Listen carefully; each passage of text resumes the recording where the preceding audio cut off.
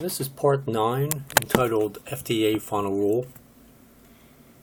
It's going to take a little while, about an hour or so to do. And when the Fda Final Rule was first posted online on May 5th, 2016, it was 499 pages long. But in the Federal Register, when it was published on May 10th, 2016, in the Federal Register, the Fda Final Rule is only 134 pages long. And the agencies that prepared the entire Fda Final Rule was the Office of Management and Budget and the Office of Internal Regulatory Affairs, which are right under the President. And the President actually okays it. He approves of the Fda Final Rule that goes into the Federal Register, which is 134 pages long. So, first thing is to Legal Authority B. FDA is not aware of other legal concerns from comments that prevent the agency from taking the actions included in this final rule. So at that time, when they put, on May 5th, 2016, when they put the Fda Final Rule up, as well as posted it online at the FDA website, and then on May 10th, 2016, when they published it in the Federal Register, there were no legal challenges at that time. Of course, the moment they did publish it in the Federal Register, Nicopure filed their lawsuit in the District of Columbia at the United States District Court on May 10th, 2016.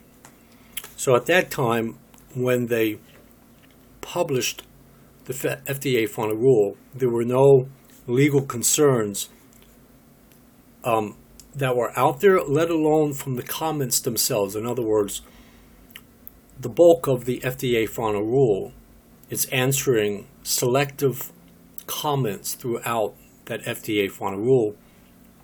And according to the FDA, there are no legal concerns, which in turn there were, because, like I said, Nicopure filed their lawsuit on May 10th, 2016, as soon as the Fda Final Rule went into the Federal Register on May 10th, 2016.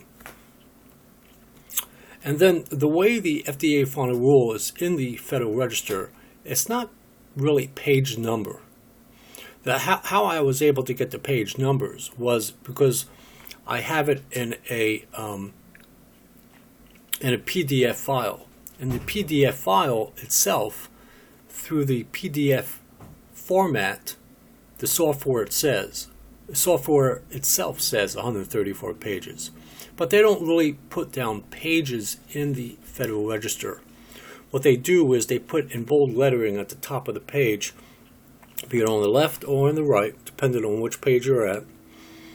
It's like sections. Well, it's not like sections, they are sections. And so you'll have numbers, and that designates which page it is. Now, the last two numbers of that 5-number number is actually the page numbers. Okay, so I'll be referencing all those sections / last two numbers of the numbered pages of the Federal Register. So in 28983, it states, FDA is not required to meet a particular public health standard, should be regulated due to their potential for public harm. So, according to the FDA, they're not. They don't have to regulate. They aren't required under statute, according to the FDA. Of course, if you go to the Tobacco Control Act that I read in part.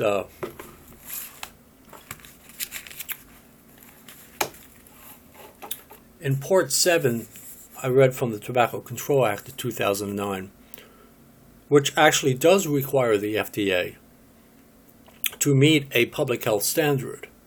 Okay? But according to the FDA, they don't have to do that. All they have to do is they're only required to meet a potential public harm standard. That is, the possibilities of health risks. That's why they don't have substantial scientific data that backs up their findings that e-cigarettes are more harmful than analog cigarettes, because we know that, of course, the studies that have been done have really favored the e-cigarette industry rather than the FDA claims. But they put that in there anyway, because they can do it, because they could write any way they want, really, and they have throughout the entire FDA final rule. In fact, if you go from Part 1 all the way to Part 8, all the parts that I've read, especially the Part 5, the FDA executive orders from William Jefferson Clinton and Barack Hussein Obama executive order, the FDA, for the most part, is in violation of those executive orders, which are basically directives to tell the agencies how to conduct themselves. So right there, it violated those executive orders, let alone everything else, including the Part 4 of the Administrative Procedures Act. The Tobacco Control Act 910 CA states 180 days to consider PMTA applications. Food and Drug Cosmetic Act 910B. What that is once the FDA receives a PMTA, or pre-market tobacco application, they have 180 days to respond to that. Now, the FDA may extend that to a degree, but they can't go too long with it.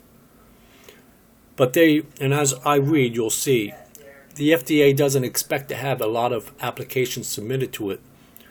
And I'm sure the FDA is going to hire, and I'll also speak to that a little later on, the FDA will hire many more employees in order to handle all this inflow of data or / applications. But by law, and it's also in the Part 7 Tobacco Control Act of 2009, it actually states that they have only 180 days to actually approve of the application or deny it. And that is out of 79 Federal Register at 23154 and 23158. I will put the entire FDA final rule from the Federal Register under the video so you can take a look at it yourself. In 28992 it states, comment 17, ENDS would have great difficulty showing that a product is substantially equivalent to a combusted cigarette. Now, the FDA final rule even states that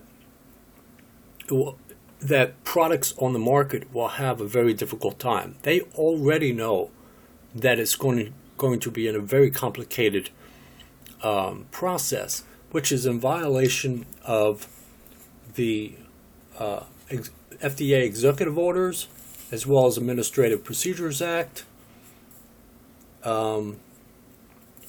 and the Tobacco Control Act of 2009. It's actually in violation of that.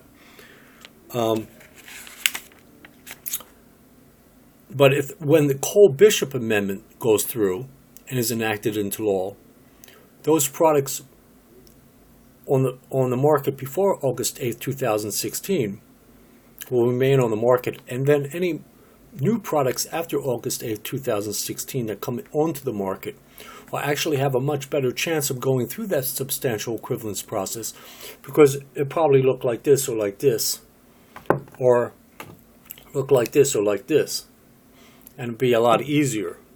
But if you don't have the Cole-Bishop Amendment in place, enacted into law, signed by the President, then the FDA actually projects out that, yes, you will have a serious problem with having a product on the market that already looks like this before February 15, 2007. They know that, and therefore not many people will be going through the substantial equivalence process.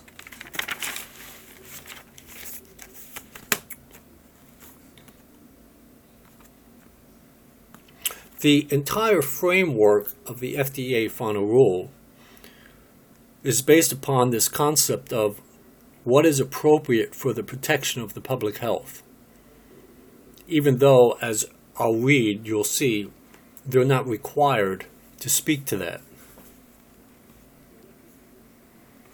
So in 28993, it states FDA's authority is not so broad as to allow FDA to issue a regulation that contradicts a clear statutory provision. The exercise of discretion reflected in these examples, the 36 months, did not require FDA to contradict the clear language of the Tobacco Control Act as changing the grandfather date would.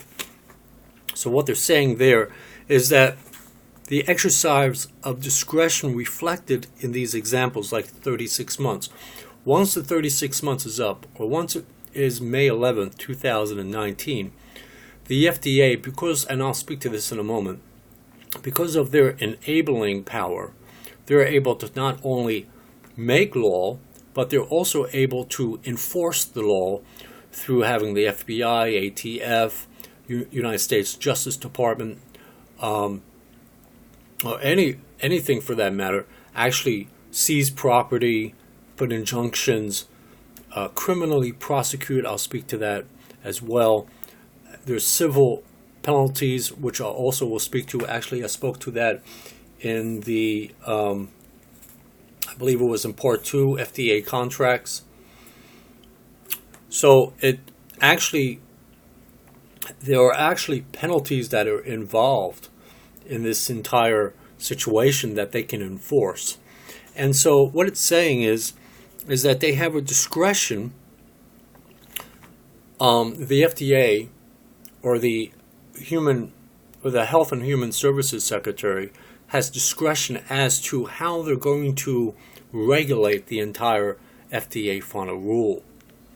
And they also say that it doesn't contradict the clear language of the Tobacco Control Act, which in fact it does. It does do that. Actually, in fact, the only thing it doesn't contradict is the grandfather date. They use their discretion, and they also interpret the Tobacco Control Act, because majority of this FDA final rule, I would say 75% of it, is copy and pasted out of the Tobacco Control Act. Now, and they are under statute, under the law, they have to frame the entire FDA final rule on or based on, or has to comply to the Tobacco Control Act of 2009. So at their discretion / interpretation, they have very much changed pretty much everything that the Tobacco Control Act stated, except the grandfather date. They said, well, we can't do that. And that's just pure politics. That's actually a bold-faced lie. They actually did have the discretion to actually change the grandfather date, just like they had throughout the entire FDA final rule. They changed many things that were not in the Tobacco Control Act of 2009. In 28995, 910 A1B, any change in an ingredient level, as with additions or removal of ingredients, yields a new tobacco product. So, let's say you have this e-liquid here by Charlie's, Cosmic Charlie's Chalk Dust. Okay, True Berry, Sugar and Knife. And he makes this, okay, and he submits this to the FDA. But before he does that, and let's say he has, I'm just, hypothetically, let's say he has 10,000 of these bottles. And then he decides, well, I like to tweak it a little bit. And this is all hypothetical, okay? Let's say it comes in, the 10,000 bottles are 0 mg, 3 mg, 6 mg, and 12 mg. But then he decides to say, I like to have a bottle at 1.5 nicotine mg. That itself, right there, that 1.5 mg of nicotine turns this entire e-liquid into a separate new tobacco product, which also has to go through a separate application to the FDA. So not only does he have 0, 3, 6, 12 mg, which is 4 applications, but with the 1.5 mg, now it's 5 applications. If he adds vanilla, that's another separate new tobacco product application. If he adds any kind of flavoring, any kind of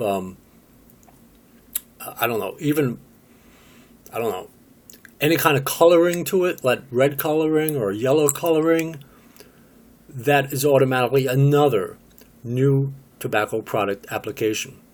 So you could see how an e-liquid bottle can add up hugely. You could wind up with just this e-liquid bottle, dependent upon how many mgs it comes in. This one e-liquid bottle probably would be, hypothetically, approximately, I should say, it could be up to 10, 15 applications just for this one e-liquid bottle. And at $599,000 as a total package for one new tobacco product in the year 2016, 6 times 10 is $6 million. It'll cost $9.5 million if it has 15 different new tobacco product applications attached to this. It will cost, It will cost $9.5 million just to do one e-liquid bottle. So anyway, I'll go to the next thing. 28995. Finished products enforced, do it yourself, not as enforced. So if you have, when they make a product, and I speak about this pretty much in all the other parts, but let's say someone makes this particular, I'll take it apart here so I explain it better to you. I only use EFS batteries in regulated devices. I only have 2 of them. But anyway, you normally use Samsung 18650 25 hours. But the battery manufacturer itself doesn't have to submit an application to the FDA, because you could use these in laptops, flashlights, whatever, car batteries. Now, that may change according to the FDA in the future, and or with the Cole-Bishop Amendment, you have vapor product battery standards. So it might change to a degree as well. But that's on the battery manufacturer. It doesn't have anything really to do with the consumer, or vape shops, or e-liquid manufacturers, or hardware manufacturers, or software manufacturers. But a battery itself, this is not a finished product. This is nothing. You can't vape this. It's not possible to just vape this thing. Now, when you put it into this particular device,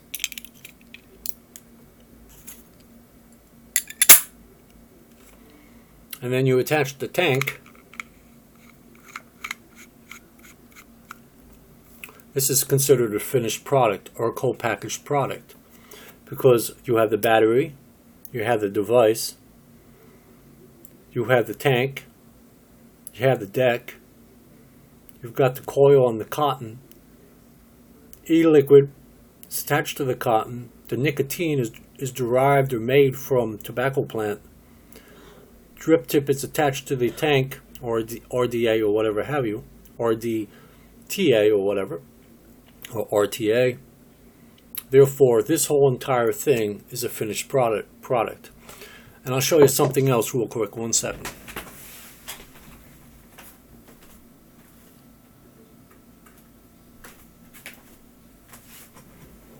The battery in here, when it's separate from here, doesn't have to submit a PMTA application. On the other hand, once that battery goes into this eLeaf 50 watt, then the person that actually finishes the product, meaning the hardware manufacturer, has to submit a PMTA because it's considered a finished product. Just like and that's why it says do it yourself, not as enforced. And what that means is a consumer that buys VG, PG, nicotine, flavoring separately, and then goes home or wherever, puts it together, and as long as that consumer does not sell it to the public, then it's not enforced. It cannot be enforced under the FDA final rule. And that's what basically that is. Even though it's a finished product, as long as it's not for commercial sale. So if you have do-it-yourself, you're protected. As a consumer, though. Now, on the other hand, if you're a vape shop owner and you take VG, PG, flavorings, nicotine, colorings, whatever else, some other additives, you put that together and you sell that to the public, then that vape shop owner is required to submit an application to the FDA because it's considered a finished product. In 28998, it states if ENDS, which is electronic nicotine delivery systems, promote transition from combustible tobacco use among current users, there could be a public health benefit. So they're actually admitting that if there's a person that actually transitioned from combusted tobacco, which is analog cigarettes, which is the tar and the other 4,000 chemicals that interact after it's combusted on that tobacco leaf. And I speak about that in Part 3, Chemistry and Toxicology. When a person transitions from combusted tobacco to the ENDS, or to e-cigarettes, or to vaping products, they're actually saying that there could be a public health benefit. They're actually saying that in the FDA final rule. In other words, that the vaping products are less harmful than combusted cigarettes / analog cigarettes. And yet they're coming after the vaping industry. Go figure that out. In 28999, FDA is not authorized to deviate from this statutory standard that is appropriate for the protection of the public health. Now, you're not supposed to deviate from that. And yet, as I stated before, it says in 28983, FDA is not required to meet a particular public health standard, should be regulated due to their potential for public harm. So they're not required, and yet in this same line here, it says FDA is not authorized to deviate from the statutory standard appropriate for the protection of the public health. So there's a contradiction in the FDA final rule, which is also in conflict with the Tobacco Control Act of 2009 in Part 7 of this project I'm doing here. In 29002, on March 24, 2014, FDA announced the agency no longer has a backlog of regular substantial equivalence reports awaiting review. The agency is now reviewing regular substantial equivalence reports as they are received. So according to the FDA final rule, as of March 24th, 2014, they have no backlog. Well, I don't know if they do or they don't. They only approved of one product since February of 2007, and all it was an analog cigarette. I believe it was a Camel or something like that, or it was either that or it was like a flavored cigar or some strange thing.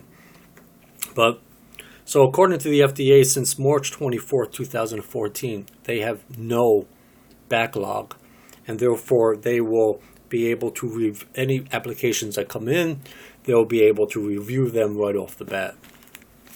That's what they say in the FDA final rule.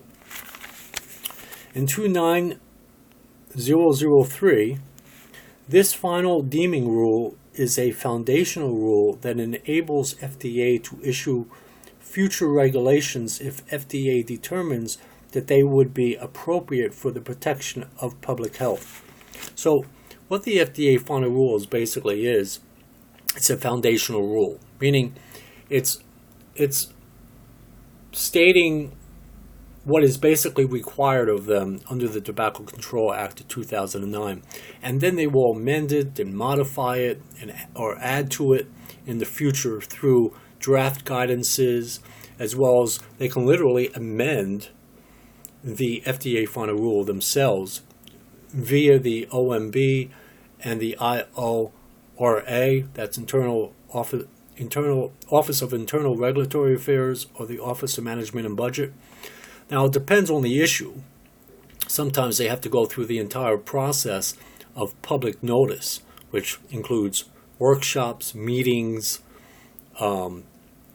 public comment, and things of that nature if they drastically change that FDA final rule. Like, for instance, a perfect example. If they decided in the future to ban flavors, they would have to go through the entire process again, which could take them months to do, which they probably, or in a very subtle way, might even be working on right now as I speak. And it'd be a long process. It'd take about a year. Under the statute, what it says is they have to at least do it for 60 days or more. But they have to have that public notice in place, have the workshops, meetings, comments, things of that nature for at least 60 days. It has to go on under statute. If it goes longer, then it does. Depends on how much FDA wants to collect as much information. So anyway, that is, but the point is the FDA final rule is a foundational rule. That means they can add to it. It's not the ultimate end all of all FDA rules regarding the Tobacco Control Act of 2009 and or tobacco-related products. They can add to it. In 29004, FDA does not intend to enforce the reporting requirements under Section 904A3 for newly deemed products before the close of the 3-year compliance period, even if the harmful... let me get that right. I actually wrote that down.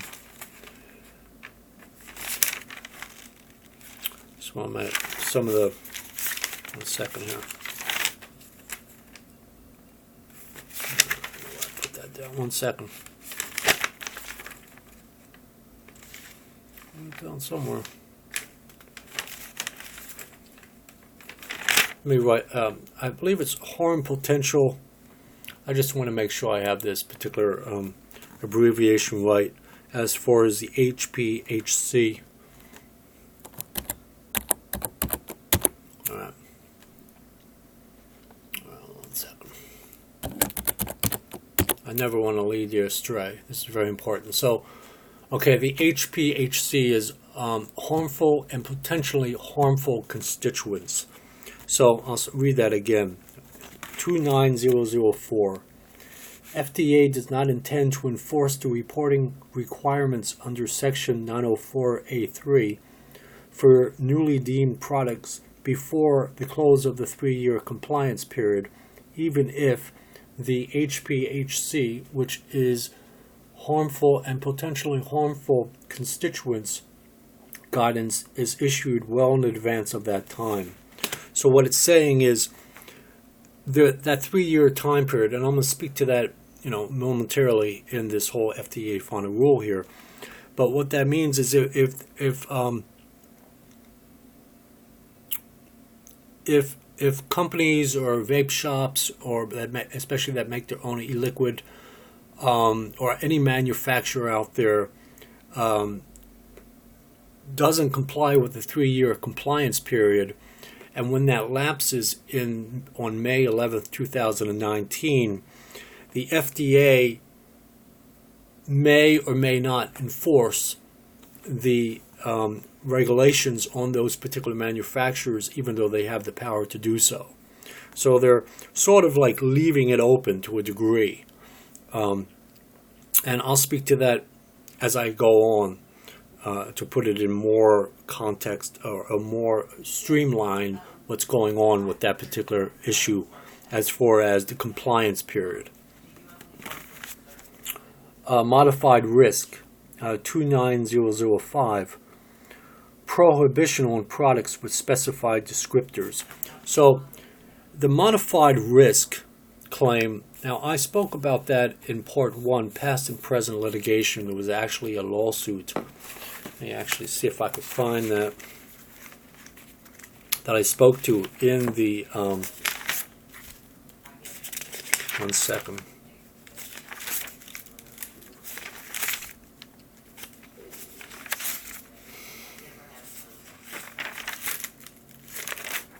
Spoke to it about it, and somewhere in here.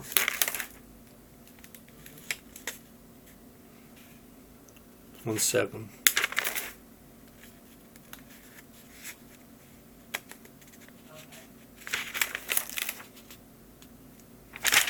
So it's in R.J. Reynolds Tobacco Company versus FDA, and they were talking about the risk modified, as well as in the Discount Tobacco City and Lottery Incorporated versus U.S., and especially in the, 1 second. No, not in that one either. Anyway, what the modified, and I speak about that in the past and present litigation, but part 1 section. But what that modified risk claims are, is that you can't say that, and that had mainly to do with analog cigarettes, combusted cigarettes, and that is, you can't say it's ultra light or low or potential, or ultra low or light or whatever, or ultra or whatever.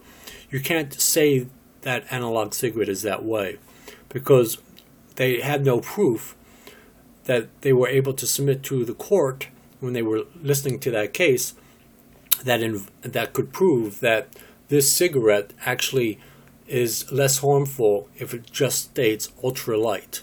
You can't say that. And so that's what, the reason why I went to court in the first place is because they believed that it violated their First Amendment rights, when in fact the court ruled that it did not violate their First Amendment, rights. Now, on e-liquid bottles, you can't say that it's this product is less harmful than an analog cigarette, even though, like I read in 28998, if ENDS, that's electronic nicotine delivery systems, promote transition from combustible tobacco use among current users, there could be a public health benefit. It says it in the FDA final rule, which contradicts that particular part of the modified risk claim, and that is, you can't say what the FDA just said in the final rule, that is, that it probably is less harmful than a combusted cigarette. And that's also right now being challenged in a court of law with Nicopure, as well as Lost Art Liquids, and I'm sure it's going to be also challenged with the Kellerman lawsuits, and any lawsuit for that matter. In 29006, FDA has revised the compliance period for Section 903A8 of the FD&C Act. So let's just go to that real quick, because apparently I did not write any subnotes on that, exactly what that means. But I'm going to pull up the Tobacco Control Act. Take a vape here real quick.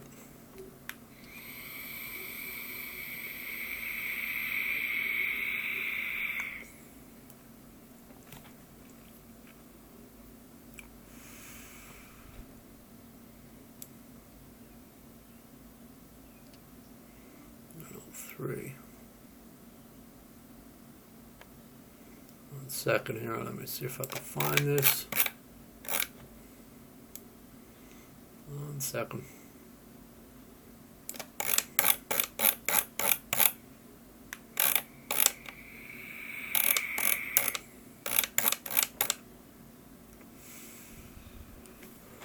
Okay. 8.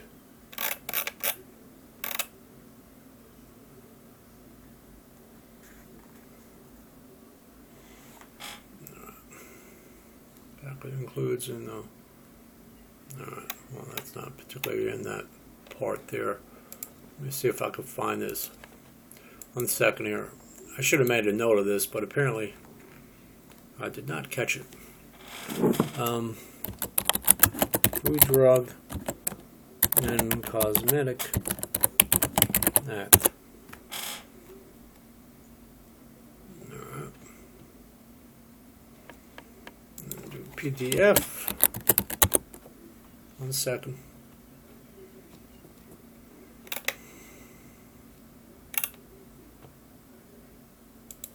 I'll bring this up here.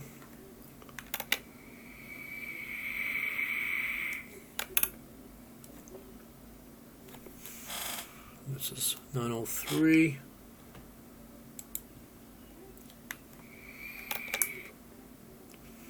Okay. So that has to do with misbranded tobacco products. Alright. 1 second. Let me bring that up real quick. There's a lot of cross-referencing. I should have had that ready already, but apparently I did not.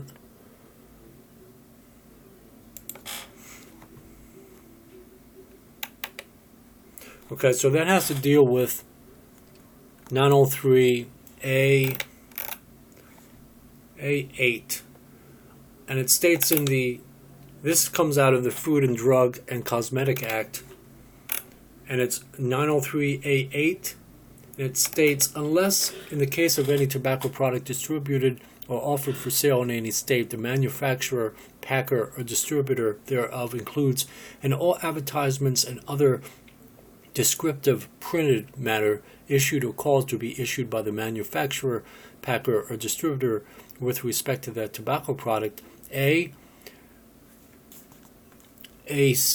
true statement of the tobacco product's established name as described in paragraph 4 printed prominently, and b a brief statement of the uses of the tobacco product and relevant warnings, precautions, side effects, and contraindications, and II, in the case of specific tobacco products made subject to a finding by the Secretary after notice and opportunity for comment, that such action is appropriate to protect the public health, a full description of the components of such tobacco product or the formula showing quantitatively each ingredient of such tobacco product to the extent required in regulations which shall be issued by the Secretary after an opportunity for hearing. So what it's basically saying is that as far as advertisements are concerned, in this particular part of the Food and Drug and Cosmetic Act, that it says the FDA has revised the compliance period for that particular part of the FD&C. And it doesn't really state exactly how they revised it, but they did say they revised it. So they didn't put any time frame on that, but they said they did revise it according to the FDA final rule. Then in 29007, FDA is not banning any tobacco product with the deeming rule, which they can't. According to the Tobacco Control Act of 2009, adults can continue to use tobacco products / any kind of tobacco-related products. In this case, the e-cigarette. They can't ban it. But what they are doing, if they can get away with it, unless the Cole-Bishop Amendment stops them in their tracks in a lot of ways, not completely, but in a lot of ways, as well as litigation, especially if they can find that the deeming rule is unconstitutional in and of itself,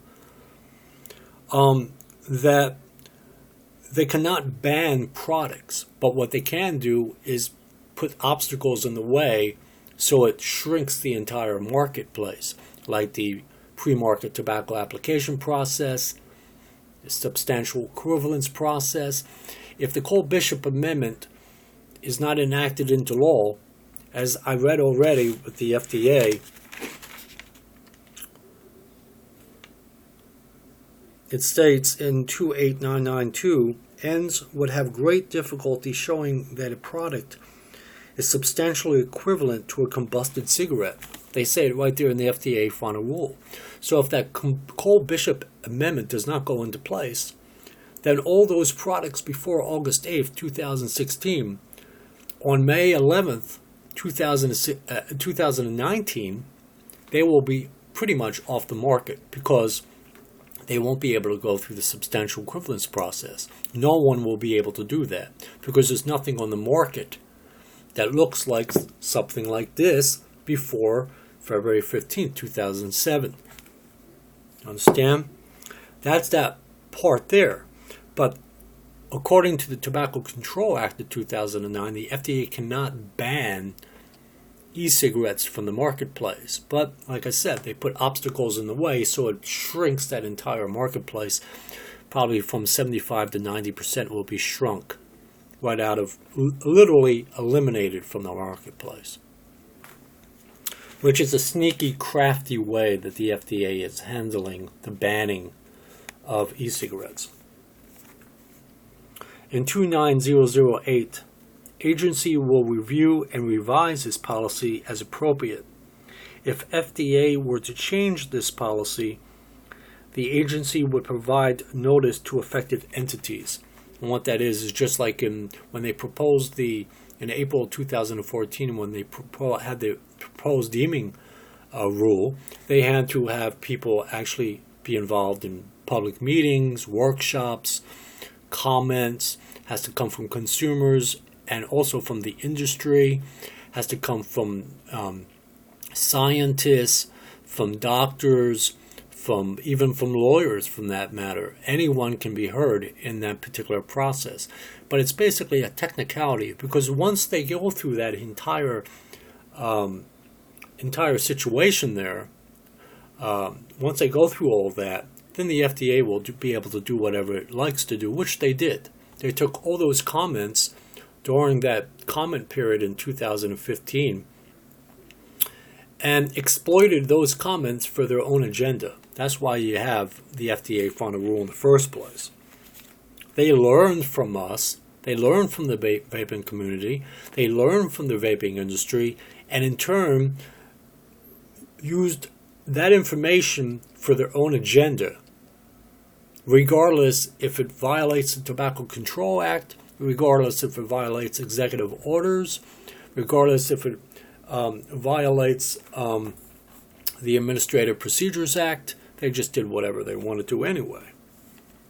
But they have to afford, according to that section 29008 of the FDA final rule, they have to afford the public notice and have all those workshops all over again anytime they review and revise this policy, meaning the FDA final rule.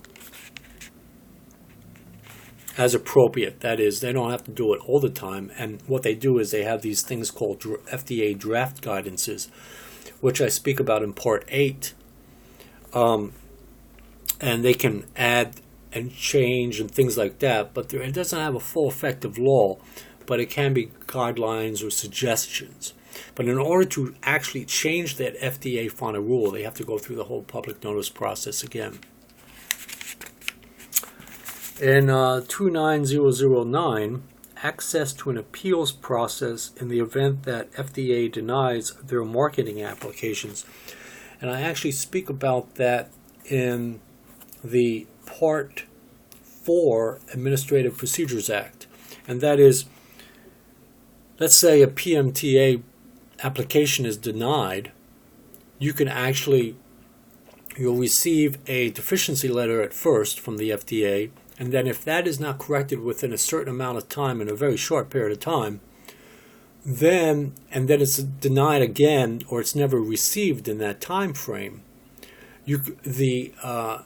anyone that is the manufacturer of whatever product it may be, from e-liquid, software, hardware, whatever have you, can actually then go to a court of law.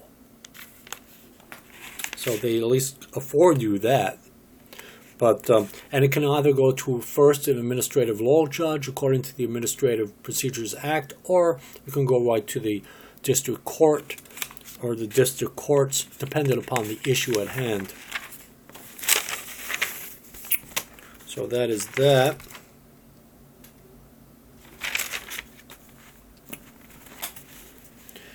Then they have this thing, and I'm going to speak to it. Well, I'm not going to speak to it until there's a definition in there called longitudinal. It's longitudinal research, but I won't tell you what that means until I get to that part. Anyway, 29011 states, transition away from what is likely the most harmful form of nicotine delivery for an individual user, combusted tobacco products.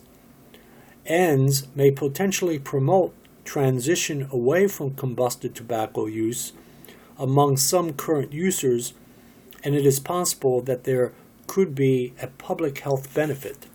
So what it says is, under 29011, that the FDA even admits that there is public health benefits from switching from combusted cigarettes or analog cigarettes to vaping products, and yet they still overregulate the vaping industry. In 29011, these are considered staggered timelines, and that is, there's not like one time frame that you have, or time period, or compliant time period,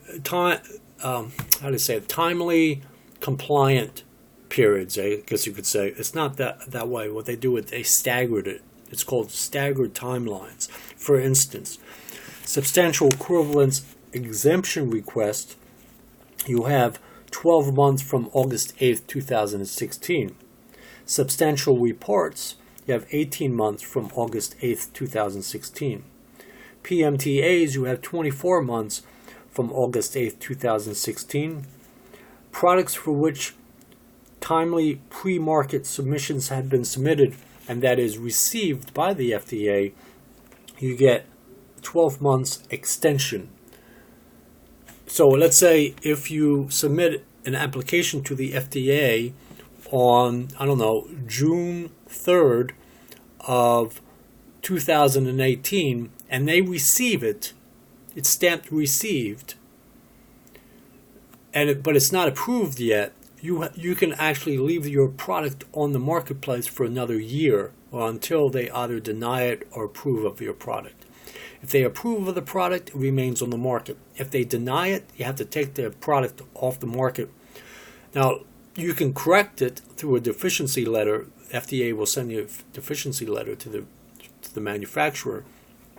Manufacturer have to correct that in a certain amount of time, which is set by the FDA. If it's not corrected, then they have to remove that product from the marketplace. So that's basically that. And I'll get into other areas of that. And I also spoke about that in Part 6, FDA electronic submissions.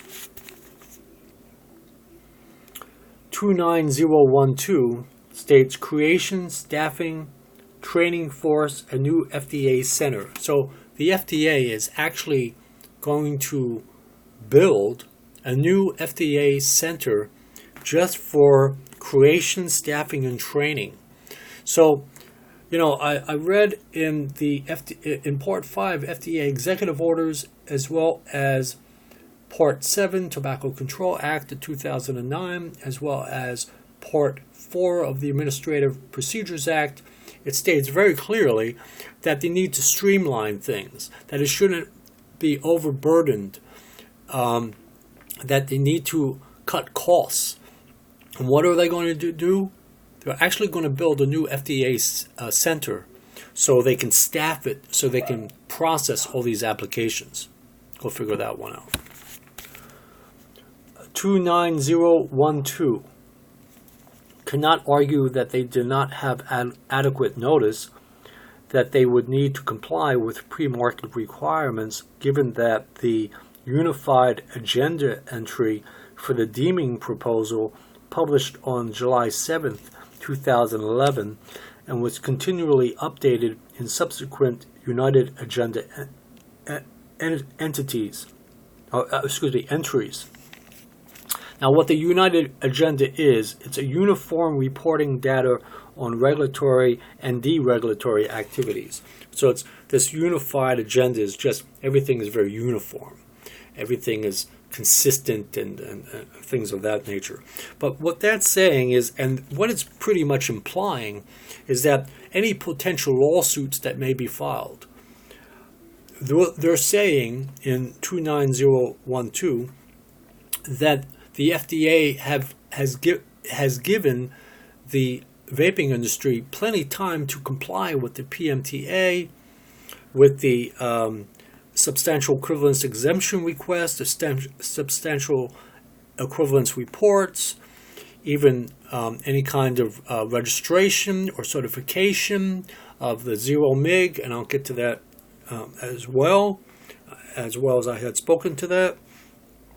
They're saying that we gave the vaping industry plenty time to comply, and they believe that they gave adequate notice throughout, not only in the FDA final rule published on May 10th, 2016, but it goes all the way back to July 7th of 2011 in the unified agenda that was updated continually according to 29012 of the FDA final rule.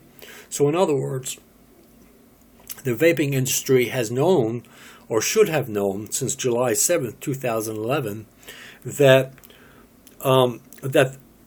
these pre-market application processes or substantial equivalence processes or certifications or whatever have you is coming down the pike, and that they had certainly a long period of time to comply, and they then, with the April 2014 FDA proposed deeming rule, and then of course then eventually all the public workshops and meetings and public notices throughout 2015, according to the FDA, should have been enough time for the vaping industry to comply with what the FDA was actually proposing in their proposed deeming rules.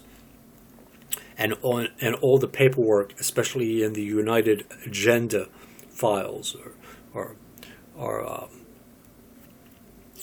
in that particular data that they were speaking to. So, and that is their out. I could promise you with my life that when they respond to these complaints that are filed in a court of law, this exactly is what they're going to cite.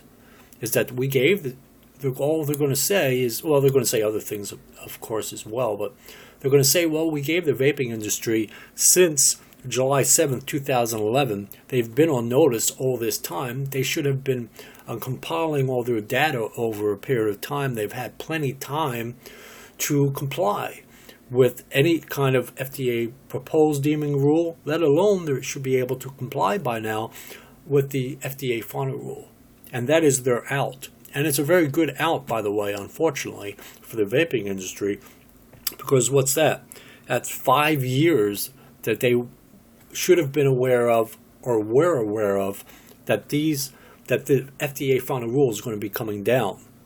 They should have started to do their processes and all that as explained in the Part 6 FDA electronic submissions, as well as Part 8 FDA draft guidances.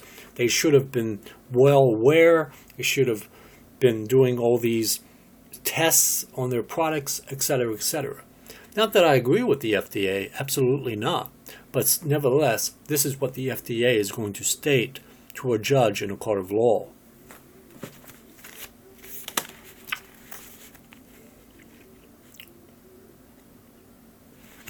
Okay, so according to this, I need to read. Okay, 1 second, let me find this.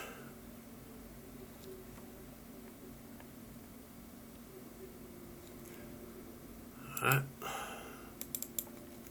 It says read pages 29015. So let me bring this up and read exactly from it. Apparently, it's probably pretty long, so I didn't want to write it all down. So I'll read from it.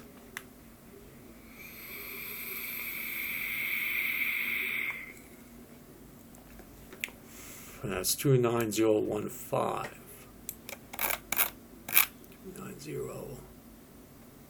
290. Okay.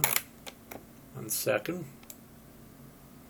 I was thinking probably what I'm going to do is have this as just like in Part 2 with the FDA contracts. I did subchapter A, subchapter B. I'm probably going to do that as well with this. I'm going to stop this. As soon as I read this, I'm going to actually stop it. And so this will be a subpart A, and then I'll do a subpart B, and if I need to, I'll even do a subpart C and D. So we'll see how it goes, but because I don't want to, I mean, you could always pause the video and watch it some other time or whatever have you, but I don't want to overwhelm you too much here.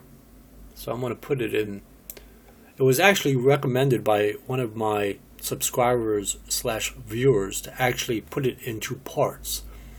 And because I was actually going to do all this in one video, which, think about it, I would have never lasted. I would have been out of breath, because it's like a 5-6 hour situation that I'm doing here. So he's the one who recommended, I won't say who, but he's the one who recommended to put it into parts, which is a very smart thing to do. But anyway, here it is. Okay. And what this has to do with is definitions. Components, parts, and accessories. And actually, I don't have to read it because I did it in Part 8 FDA Draft Guidances. So I don't have to read from that. I read all that in those in Part 8 FDA Draft Guidances. So I don't have to read that. Okay.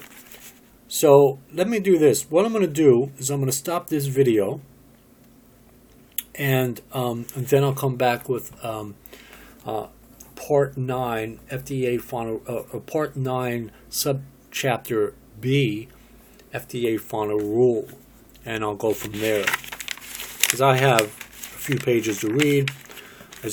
And all my notes and all the pages from all these particular FDA final rule, from the Administrative Procedures Act and executive orders, electronic submissions, Tobacco Control Act of 2009, FDA draft guidances, all this stuff I will literally put into a video which you can view page per page what I spoke to, as well as the fact that I will put the FDA final rule link underneath, PDF file underneath the video, so you can read that as well. On this particular area, I will, on all the subchapters of the Part 9 FDA final rule, I'll put on every, under every video will be the FDA final rule PDF file, so you can take a look at it.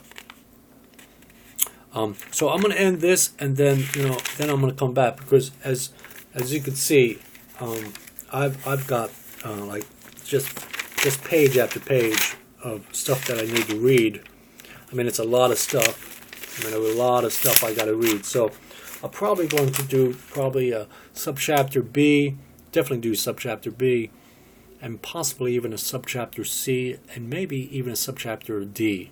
But definitely a B and a C. Probably is going to be a B and a C, unless I can knock it out in B, but I can't promise you that. So I'm going to let you go on this one, and then I'll come back in subchapter B. Bye.